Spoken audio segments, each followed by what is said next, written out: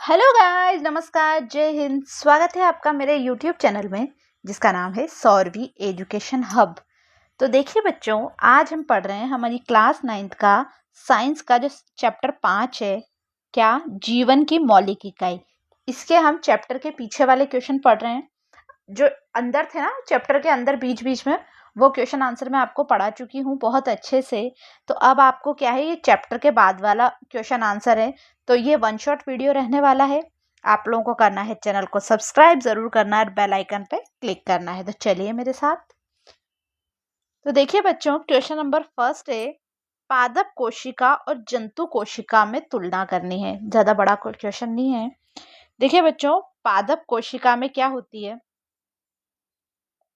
क्या पाई जाती है पादप कोशिका में। हमने पढ़ा था कोशिका भित्ति। क्या पाई जाती है, कोशिका भित्ति। और क्लोरोप्लास्ट, वो पत्तियों में नहीं था क्या, वो। ये कोशिका भित्ति क्या थी, हमने पढ़ा था। जैसे कोशिका झिल्ली के बाहर पादप कोशिका में एक और लेयर थी, वो थी कोशिका भित्ति। जबकि जंतु कोशिका में क्या होते हैं, अनुपस्थित होते हैं। क्या होते हैं बच्चों, अनुपस्थित होते हैं। जंतु कोशिका में तारकाय होता है, यानी सेंट्रोसोम होता है, ये पढ़ा था हमने। क्या होता है इसमें, सेंट्रोसोम। और पादप कोशिका में नहीं होता है। ये कंपैरिजन में अलग अलग है, बाकी सब सेम है।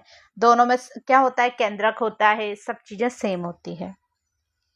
क्वेश्चन नंबर 2 है, प्रोकैरियोटिक कोशिकाएं यूकेरियोटिक कोशिकाओं से किस प्रकार भिन्न होती है। देखो बच्चों, प्रोकैरियोटिक हमने पढ़ा था। इसमें एक अच्छे केंद्रक, सुस्पष्ट केंद्रक का क्या होता है बच्चों, अभाव होता है। क्या होता है, सुस्पष्ट केंद्रक का अभाव होता है। ठीक है। दूसरा है, जबकि यूकेरियोटिक कोशिका में स्पष्ट केंद्रक दिखता है, हमें सुस्पष्ट केंद्रक पाया जाता है। हमने ये भी देखा था, ये प्रोकैरियोटिक यूकेरियोटिक तो मतलब सब युक्त है, उसमें युक्त बताया था मैंने इसको आपको। प्रोकैरियोटिक कोशिका में झिल्ली बंधक अंग नहीं होते, जैसे हमारे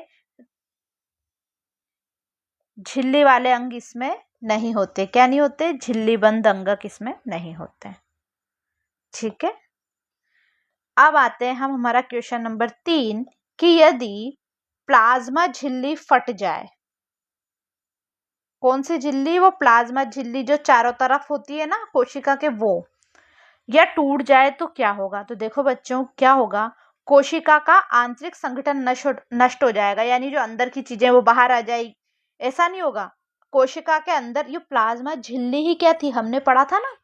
ये कौन सी झिल्ली है, चयनात्मक पारगम्य झिल्ली। ये कुछ ही चीजों को अंदर आने जाने देती है, ऐसा है ना। तो देखो, कोशिका पदार्थों को आदान प्रदान बंद हो जाएगा, अंततः कोशिका मर जाएगी। क्या हो जाएगा, कोशिका मृत कोशिका हो जाएगी।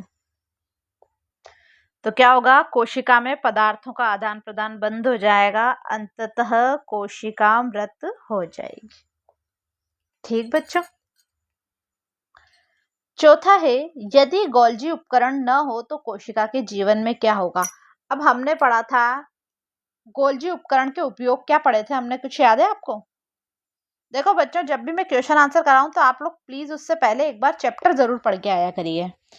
तो जो गोल्जी उपकरण क्या होता है, पदार्थों को संचयन, रूपांतरण और पैकेजिंग में मदद करता है। ठीक है। इसके बिना अगर ये नहीं होगा तो कोशिका में प्रोटीन और अन्य पदार्थों का परिवहन नहीं हो पाएगा, आ जा नहीं पाएंगे, और वितरण सही तरीके से हर जगह नहीं पहुंच पाएंगे। ठीक है। किसके कारण ही पहुंचते हैं, गोल्जी उपकरण के कारण। अब हम आते हैं, कोशिका का कौन सा अंगक बिजली घर है। बहुत अच्छे से पढ़ाया था मैंने, और क्यों। तो देखो बच्चों, जो कोशिका है इसका कौन सा अंगक बिजली घर है, तो वो है माइटोकॉन्ड्रिया। क्या कौन है बच्चों, माइटोकॉन्ड्रिया। माइटोकॉन्ड्रिया को क्या कहते हैं, कोशिका का बिजली घर कहते हैं। क्या कहते हैं, बिजली घर। बिजली घर मतलब पावर हाउस, क्योंकि यह जीवन के लिए आवश्यक जो रासायनिक ऊर्जा होती है, एटीपी की फॉर्म में एडिनोसिन ट्राइफेस फास्फेट के रूप में उत्पन्न करता है। यह कोशिका के जीवन के लिए क्या करता है, आवश्यक रासायनिक ऊर्जा एटीपी यानी एडेनोसिन ट्राइफॉस्फेट के रूप में ऊर्जा उत्पन्न करता है। कौन, माइटोकॉन्ड्रिया। ओके बच्चों, अब हम आते हैं हमारे क्वेश्चन नंबर 6 की ओर। कोशिका झिल्ली को बनाने वाले लिपिड और प्रोटीन का संश्लेषण कहाँ होता है? ये हमने एक चीज पढ़ी थी, अंतःद्रव्य जालिका, पढ़ा था ना। तो ये देखो वहीं पर ही आ रहे हैं अब हम। तो देखिए बच्चों, जो लिपिड होता है ना, इसका संश्लेषण तो होता है एसीआर में। काय में होता है? एसीआर में। और जो प्रोटीन होता है उसका होता है काय में? आरईआर में स्थित राइबोसोम द्वारा। देखो मैं दोबारा समझाती हूँ। लिपिड का संश्लेषण होता है स्मूथ एंडोप्लास्टिक रेटिकुलम, ये वो है, मैं बताऊं, देखो स्मूथ मतलब हमारी चिकनी अंतःद्रव्य जालिका में। इसको हिंदी में लिखूं क्या? लिख देती हूँ, देखो कहाँ लिखूं। चिकनी, आप हिंदी में भी लिख सकते हो, इसको जरूरी नहीं है, आप ऐसे भी लिख सकते हो। लिपिड का संश्लेषण चिकनी अंतःद्रव्य जालिका में होता है, ठीक है, जालिका में होता है। और दूसरा प्रोटीन का संश्लेषण का होता है रफ एंडोप्लाज्मिक रेटिकुलम, यानी ये यहां लिख देती हूँ, खुरदरी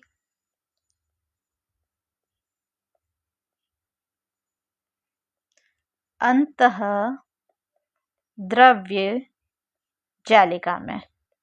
प्रोटीन होता है जो खुरदरी अंतःद्रव्य जालिका के राइबोसोम द्वारा प्रोटीन को क्या करता है? संश्लेषित करता है। और लिपिड को चिकनी अंतर्द्रावी जालिका क्या करती है? संश्लेषित करती है। ठीक बच्चों, मैंने हिंदी में भी लिख दिया है, इंग्लिश में भी इनकी फुल फॉर्म है ये, इसलिए इसको लिया था मैंने, क्योंकि चैप्टर के टाइम मैंने हिंदी में पढ़ाया था। कई बार अगर आपसे इसकी फुल फॉर्म पूछी जाए तो आपको याद रखनी है, एसीआर का एस से स्मूथ याद रख लेना, और इस आर से हमें रफ याद करना है। एंडोप्लाज्मिक रेटिकुलम तो सेम है। अब हम आते हैं, अमीबा अपना भोजन कैसे प्राप्त करता है? तो देखिए बच्चों, ये ऐसे ही तो होता है, अमीबा डायग्राम भी लिया है मैंने। अमीबा एंडोसाइटोसिस प्रक्रिया द्वारा, अमीबा जो है वो क्या करता है? देखो बच्चों,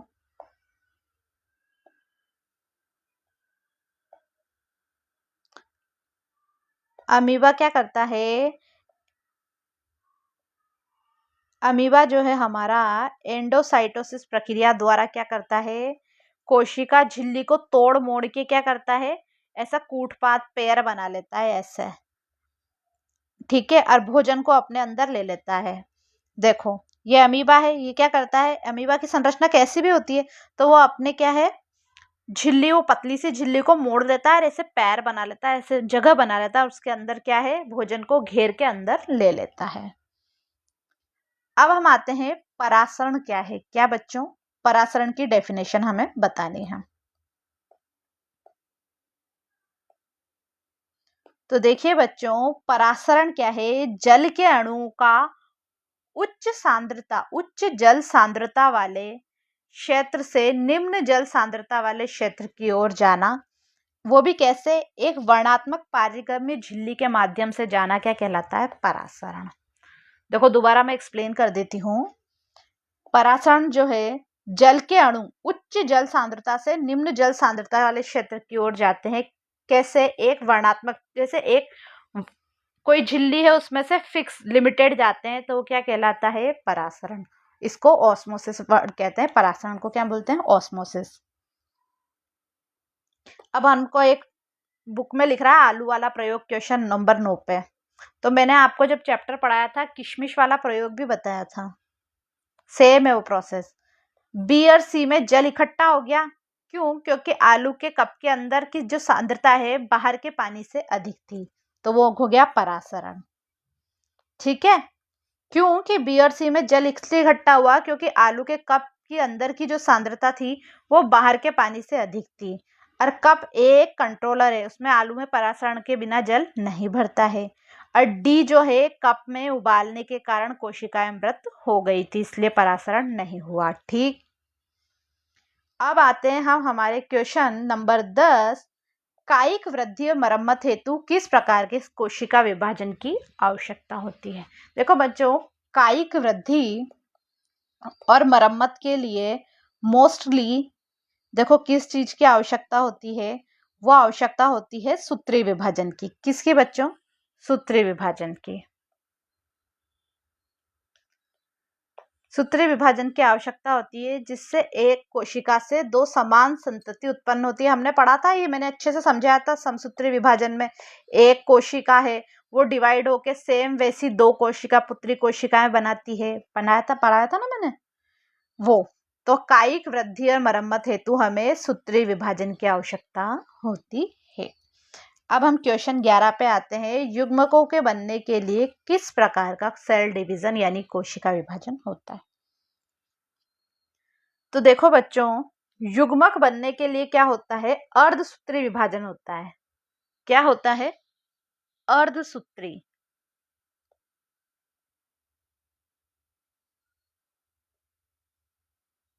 कौन सा विभाजन होता है? अर्धसूत्री। ये याद रखना है आपको कि अर्धसूत्री विभाजन किसमें होता है, किस लिए होता है। कायिक वृद्धि और मरम्मत के लिए तो होता है हमारा सूत्री विभाजन, और युग्मक बनाने के लिए अर्धसूत्री।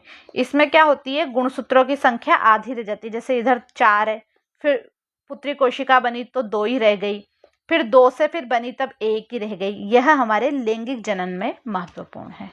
किसमें बच्चों? लैंगिक जनन में महत्वपूर्ण है। तो बच्चों, इस प्रकार हमारा ये चैप्टर भी कंप्लीट हो गया। चैप्टर नंबर 5 क्वेश्चन आंसर सहित हमने कंप्लीट बहुत अच्छे से कर लिया है। तो इसके बाद हम चैप्टर नंबर 6 पढ़ेंगे अपनी नेक्स्ट वीडियो में। तब तक आप चैनल को क्या कर लीजिए? सब्सक्राइब कर लीजिए, बेल आइकन पे क्लिक कर लीजिए, लाइक ज़रूर करिए, कमेंट करिए, शेयर करिए। ठीक है, मिलते हैं नेक्स्ट वीडियो में बच्चों। तब तक के लिए बाय।